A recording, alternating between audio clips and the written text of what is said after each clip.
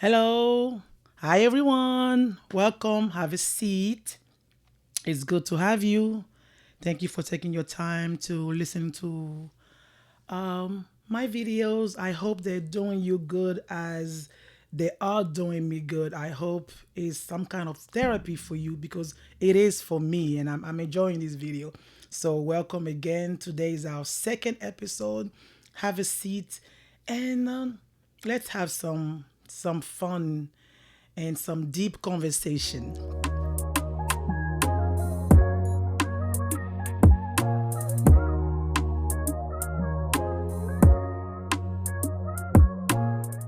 So let's talk about it without lying about it.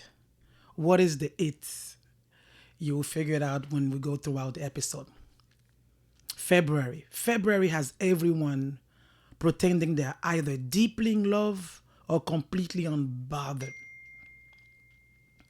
Most of us are neither. And that's what we're going to talk about today. So, what is the it? The it is love. And since it's February, the internet has decided the internet, the grocery store, the supermarkets, the malls, everywhere you go, they decided that we all need to have a very strong feeling about love. You are either madly in love, healing from love, single and thriving, or posting quotes that suggest you are fine and maybe not. So let's dive into this love thing. First of all, let's talk about the lies we tell about love or the lies we hear about love. Lie number one: if it's real love, it should be easy. Wrong. Real love involves communication, real love involves efforts. Choosing people on days they are annoying. Okay. Lie number two: if I'm single, something must be wrong with me. Another lie. Sometimes you're not single because you're broken. You are single because you are selective, or tired, or busy, or simply not interested in explaining yourself right now. Here's another lie: love should look another way. It should look a certain way. It should dress a certain way. That one is the one that causes the most stress because you are comparing your love to someone else's love. And you are convinced that your type of love is the correct love or the wrong version of love when you're comparing it to someone else's love. And if yours doesn't match it, it means something is off, it's wrong. All right, let's talk about it. So let me put on my minister hat because this love thing, is not easy.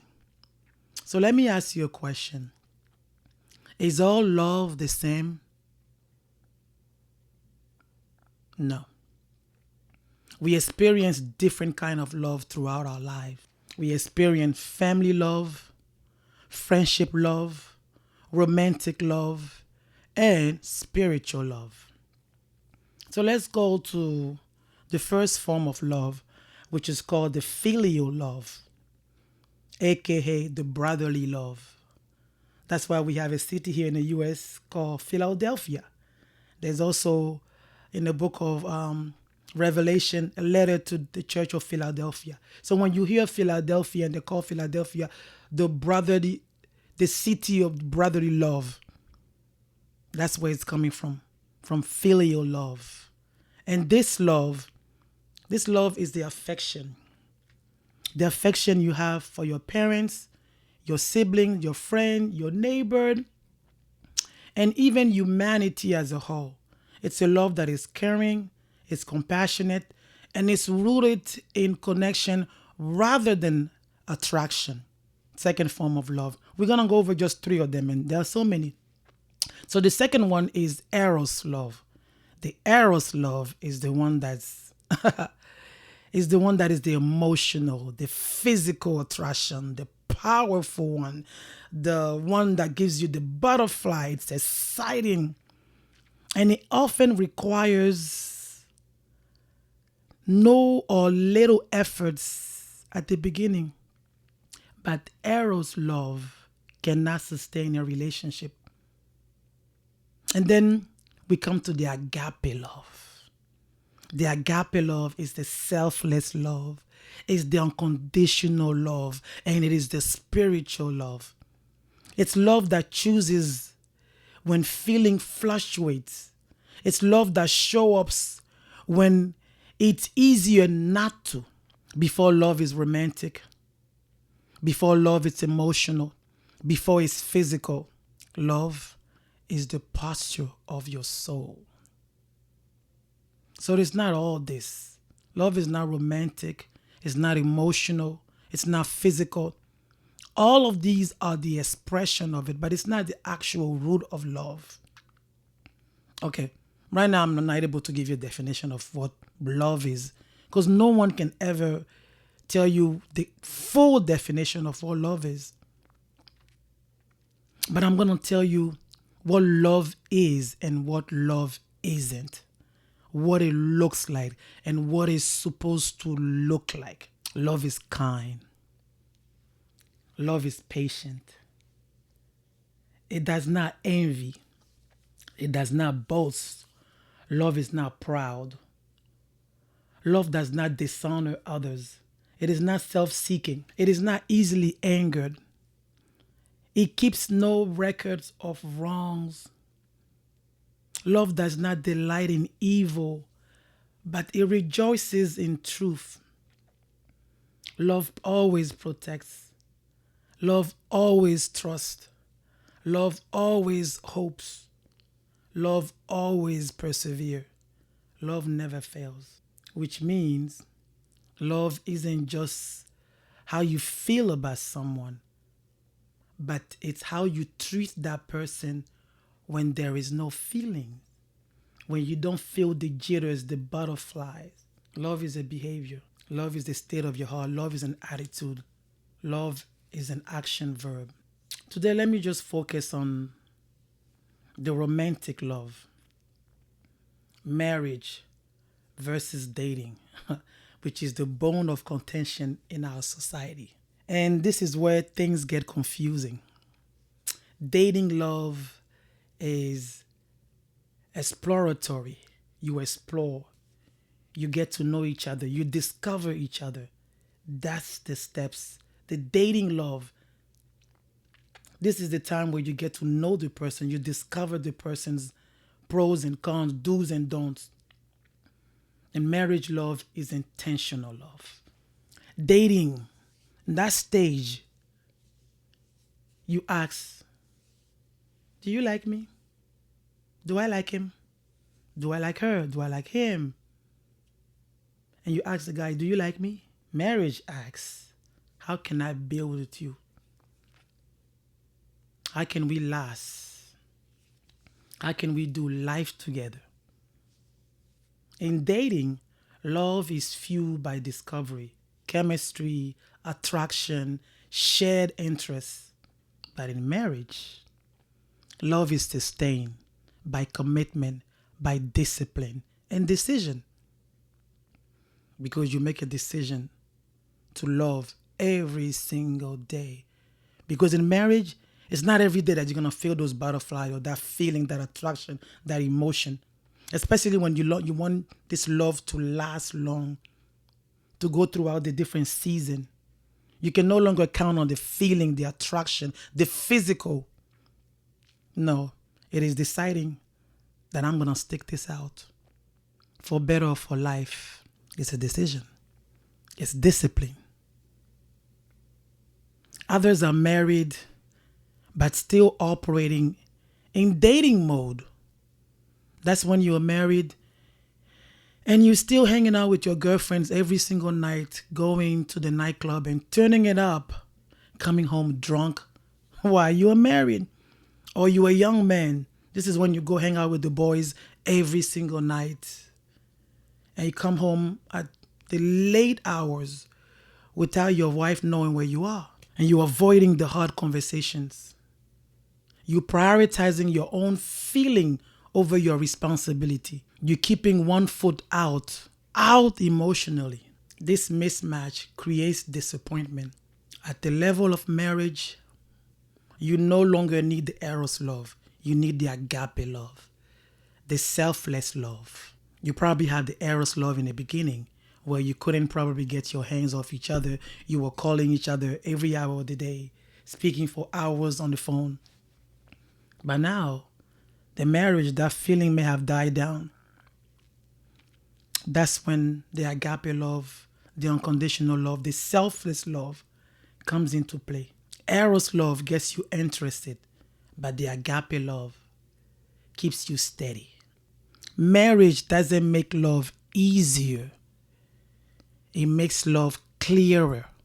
Clearer about your own patterns, your selfishness, your need for grace, your capacity to forgive. Dating can hide all of that, but marriage reveals it. That's not a flaw. That's what marriage was designed to do. There is this series that the kids and I will love to watch, and it goes on every single season. When I'm going to go into detail, you'll understand which series I'm talking about. And it's a show where I think about 26 individuals, they meet in a secluded environment and they get to know each other without seeing each other. They meet in different pods and they talk. They don't see each other. They don't know how each other look. And they are just conversing through those pods.